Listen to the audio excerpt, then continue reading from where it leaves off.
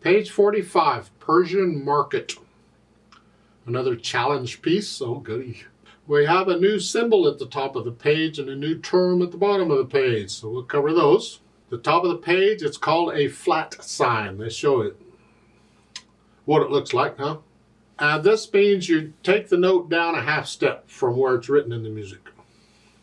Now we're going to start using the black keys, because we've been using white keys up until now. Now we're going to branch out and start using the black keys. So hopefully you are really comfortable with the names of the keys on the keyboard. You don't need stickers or anything to tell you what they are. You know what they are instantly. If not, please go back through the book again and don't go any further until you are comfortable with the names of the keys on the keyboard. Now, remember what a half step and a whole step was? We had those ages ago. I said they're important and then I didn't say anything forever. A half step is going up or down the keyboard, white or black, one key. So if here, a half step up is here, because there's no key in between. If I'm here and I want to go up a half step, I go here. It's the next key, white or black, on the keyboard. That's a half step. I can go down, a half step is here. If I'm here and I want to go down a half step, it's here. It's just the next key. A flat sign moves the note down a half step from what's written. They give some examples in the box. I want to use the piece. Let's look at the Persian market. In the first line in the third measure, in the last note, you have a D with the flat sign in front of it. We call it a D flat. Even though the flat sign comes first, we say the name of the note, D flat. Not flat D. D. So there's a D. The flat tells me instead of this note, go down a half step here. So that is a D flat. So when I see that in the music, instead of this, I'm going to play that instead. So that measure, it would be an E, F, E, a D, and just come down a little bit, D flat, and C. The last measure, you get D flat again. However, that second D is also a D flat, and then an E natural. So it's a little weird. Sounds cool though. Now, a flat sign is also known as an accidental because it's temporary. There are other signs that are accidentals also, but let's stick with flat signs. The rule is the same for all the accidentals, and people don't agree on the rule. People don't agree on much of anything in music, so deal with it.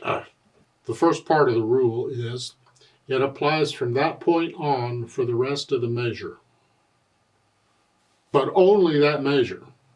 So you see the third measure, you have a D flat. That's only good for that measure. So when we get to the next measure, if we had any D's in it, they'd be D naturals. That'd be the regular D's. Well, then in the last measure, they give you another flat for D flat. And then you have another D. Again, it's in the same measure. So that's why it's still a D flat. So both of those D's in that last measure, the first line, are D flat. And you get that in the next line also and various other places. Just know that it applies for the rest of that measure in that staff. Again, each staff has to have its own set of symbols. Now the part where people disagree on. You have a lot of D's on the piano. And we could have a lot of D's in the music. Some people say that D flat would apply to any other D anywhere else for that measure. It doesn't have to be that same note. It could be another D. Because I have a D up here, I could have it here, up here, or up here. It would apply to those too. Other people say no, it's only to that particular note in that location. No other D's affected. I've been on both sides of the discussion. It's interesting because a violin teacher informed me that it applied to all of them. It doesn't matter where they are. But piano players, we need it in every location because we get a lot of octaves and things going on. We need that accidental in both wherever it's at. So I'm not going to tell you one way is right or wrong. I'm just telling you people don't agree. So because you may run across people talking where they'll one thing and somebody says something different and then they get in an argument and forget it. Believe what you want. I would hope, at least in piano music, you'll put it on every place where you have a D, that you'd put a flat sign in front of it, whether it's needed or not. Now at the bottom of the page on that DIM, that abbreviation for diminuendo, that has to do with dynamics. So I'll explain that when I get to the dynamics. So let's look Persian market over. It is 4 lines long, no repeat sign, just 4 lines long. Treble and bass clef, 4/4 time. Quarter notes, whole notes. We do have D flats in here, so we're going to be using black keys, at least one black key. And both hands are kind of busy here. Look at the third line, you got both hands doing stuff, so we got to deal with that. So let's take it one hand at a time and make sure we understand what each hand is doing alone before we try and put them together. Because once you go put them together, that's usually a whole nother adventure. So try and get it one hand at a time so you have a feel and an idea what each hand is doing. Because it is challenging when you put the hands together. So right hand starts here, we're in C position. And even though there's a D flat coming, the position is still here. So it's 1, 2, 3, 4, 1, 2, 3, 4. 1, 2, and then the D flat, just reach down. D flat again.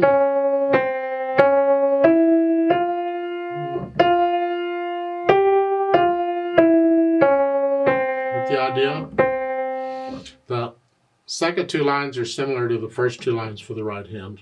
You're not really playing any D naturals anyway, so you're saying, so this is really the position, because we're not doing D naturals. But I say, no, there's no sharps or flats in a key signature. We haven't had key signatures yet. The point is, the position is really here, and for an accidental, you're just moving when you need to for that note. And eventually, you want to get to where you can feel that without having to look. So you can just, when you're playing that, you just reach, you'll know what that feels like. It's a little trickier with the black keys because they're thinner than the white keys. It's easier to miss them or to slip off. Do that all the time. You gotta love it. So you'll get there. Try and get in the middle of the black key. Just hit in the middle. Try not off to the side because that's where you slip. Try and get in the middle of it. Yeah. Left hand. We're starting here. 1, 2, 3, 4, 1. Okay. And then the whole notes, you see them tied, so every 2 measures. And then the third line where you get the quarter notes, yeah. You get an F and a C. And that's really all you're doing is F, C, F, C, F, C. It's like you're walking. And again, I'm rotating here. I'm transferring weight from finger to finger. It's like walking on you're transferring weight from leg to leg. I'm transferring weight from finger to finger. It's not a big motion. I exaggerate it so you can see it better. It's actually very little motion, but it's still, because the right hand is doing something else. So now you're doing different things in the hands at the same time. Well, isn't this going to be fun? Let's try it. Both hands together here. It's not bad at the beginning. It's just introduction here. And then the song starts. We're here. The left hand's tied.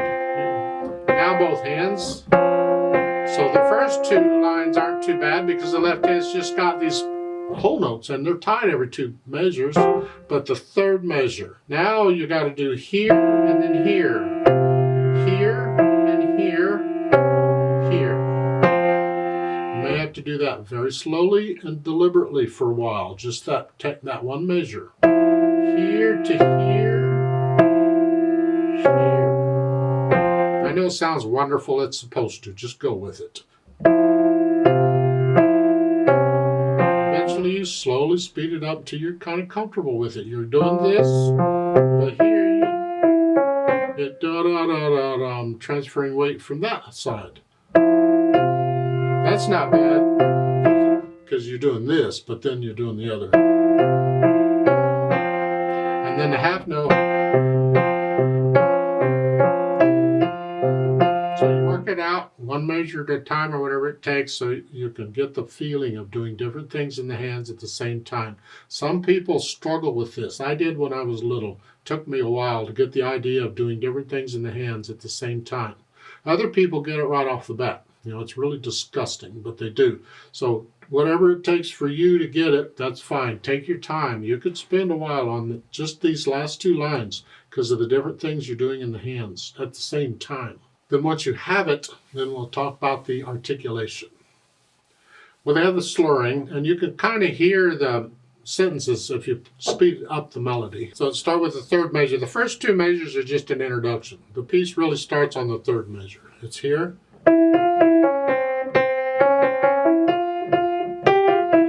You lift up for the phrase. So it looks like the phrases are like every 4 measures or so. Then you lift up. In the left hand, you try and keep it all connected. So now you're lifting up on one hand but not the other. Well, that'll be delightful. In the first 2 lines, you can go ahead and lift both hands up at the same time. So start with the third measure there. You're connect them as best you can. Now you're lifting up. Both hands. Keep in mind on the first 2 lines, you have repeated notes in the left hand, so you have to lift up. The right hand, sometimes you're in the middle of a phrase, you don't lift up. Look at the end of the first line, the last 2 measures. You're here, and then here. Well, I'm going to connect the left hand, or the right hand. I'm going to connect that. But the left hand I have to lift up because it's a repeated note. So I'm lifting up here to play it again, but I'm connecting that. So, but then in the last 2 lines when you're doing this,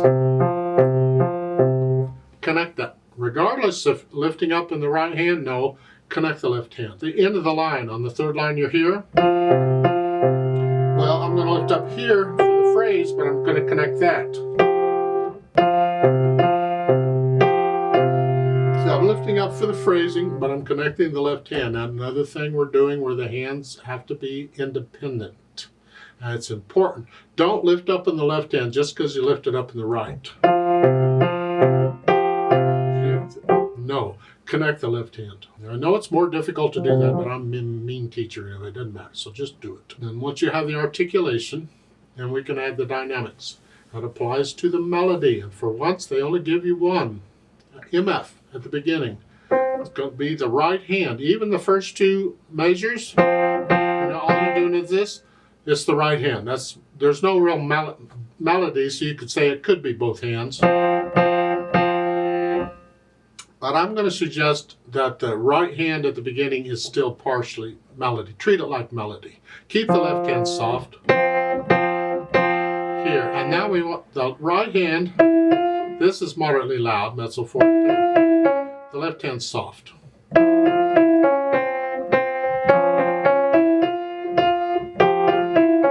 Then when you get to the third line down, now you get an MP, mezzo piano. That's to the melody, that's the right hand. The left hand has to be softer than that. And because the left hand is so busy, the natural tendency is going to be to play that louder. When we get busy at what we're doing, we just tend to play it louder. It just happens. So you have to be aware of it and make an effort to keep the left hand soft.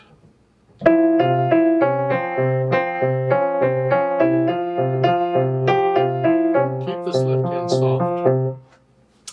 Now, when you get down to the last 2 measures, you have that dim E rit. We had rit already. I don't remember. Rit is short for ritardando, which means gradually slow down. So, like so, gradually slow down. Dim is short for diminuendo, another Italian word, which means gradually get softer.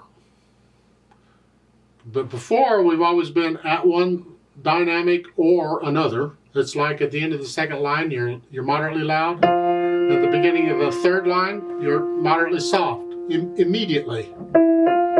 There's no transition. You're at one level and then immediately you're at another level. Well, dim transitions, it connects them. So we're here moderately soft. You're going down to soft or very soft, it's up to you. And slow down at the same time. It's what they want you to do.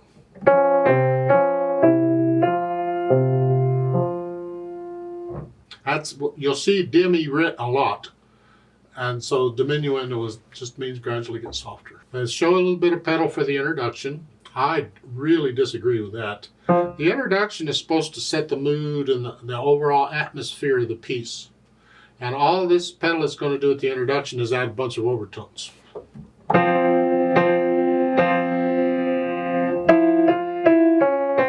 And to me, adding all those overtones at the beginning are not setting the mood of the piece, because the piece is not using pedal anywhere. It's very clean.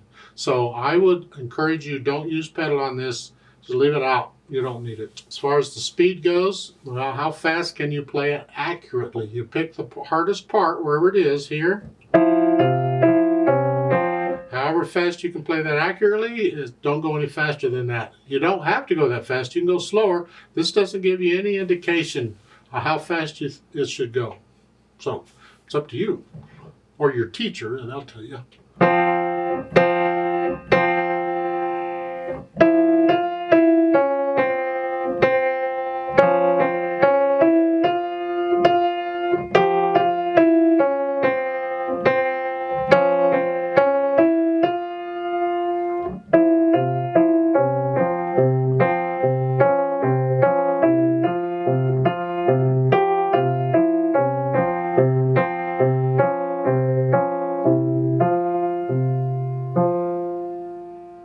Let's play this together very slowly to double check the notes and the rhythms. I'm not going to do any dynamics, and I can't slow down at the end because the metronome won't slow down. So I'll give us 4 counts. Now let's just play it together slowly. I'm going to play both hands about the same. I need you to hear both hands. If you have to, just do one hand at a time with me for a while.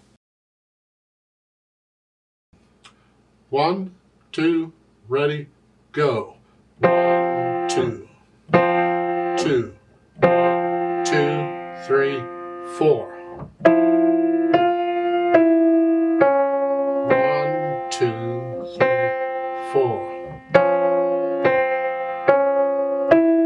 1, 2, 3, 4. 1, 2, 3, 4. 1, 2, 3, 4.